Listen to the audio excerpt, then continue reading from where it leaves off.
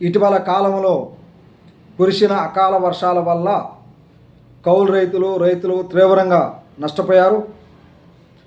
వేలాది ఎకరాల్లో పంటలు దెబ్బతిన్నాయి. కోట్లాది రూపాయలు కౌలు రైతులు నష్టపోయారు. మార్చి చివరి వారంలో ఏప్రిల్ 5వ తేదీలోపు వచ్చినటువంటి అకాల వర్షాలు అనేక జిల్లాల్లో పంటలను దెబ్బతీశాయి. అనంతపురం, కర్నూలు, నంద్యాల, అన్నమయ్య, సత్యసాయి, ప్రకాశం, పల్నాడు, గుంటూరు, ఎన్టీఆర్, కృష్ణా జిల్లాలో ఈ అకాల వర్షాల ప్రభావం ఎక్కువగా కలగజేసింది. అనేక పంటలు దెబ్బతిన్నాయి. మామిడి తోటలు, చీని తోటలు, అరటి తోటలు, ఆరబెట్టిన మిరపకాయలు, కోసి రోడ్ల మీద ఆరబోసినటువంటి ధాన్యము, మొక్కజొన్న, పొగాకు, పసుపు ఇలాంటి అనేక పంటలు మార్కెట్ వచ్చే సమయానికి ఈ అకాల వర్షాలు తీవ్ర నష్టం గురి చేశాయి.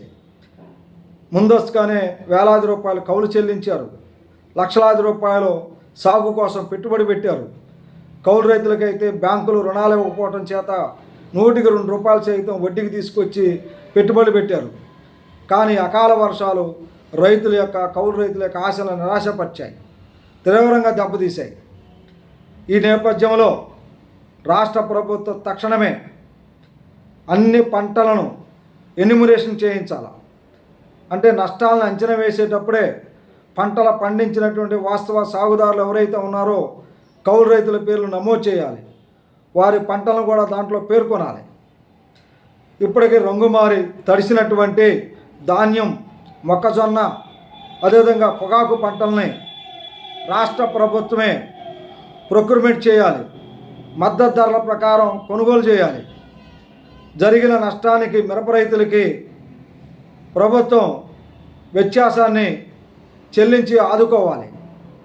అంతేకాకుండా నష్టానికి ఎకరానికి వాణిజ్య పంటలకైతే 1,00,000 రూపాయలు, ఉద్యానవన పంటలకైతే 75,000, ఆహార పంటలకైతే 50,000 రూపాయలు చెల్లించి ఆదుకోవాలి.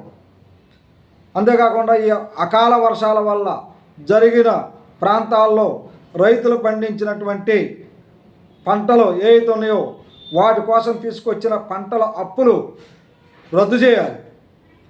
అంతేకాకుండా నెక్స్ట్ ఖరీఫ్ సీజన్కి రైతులు సన్నద్ధం కావడానికి కౌలు రైతులకైతే బ్యాంక్ అప్పులు ఉండవు కాబట్టి వాళ్ళకి ఆర్థిక సహకారాన్ని అందించాలి.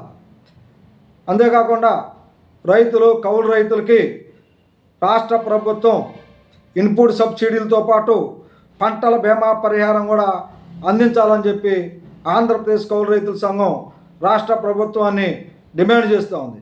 నా పేరు పి. జమలయ్య, ఆంధ్రప్రదేశ్ కౌలు రైతుల సంఘం రాష్ట్ర ప్రధాన కార్యదర్శి.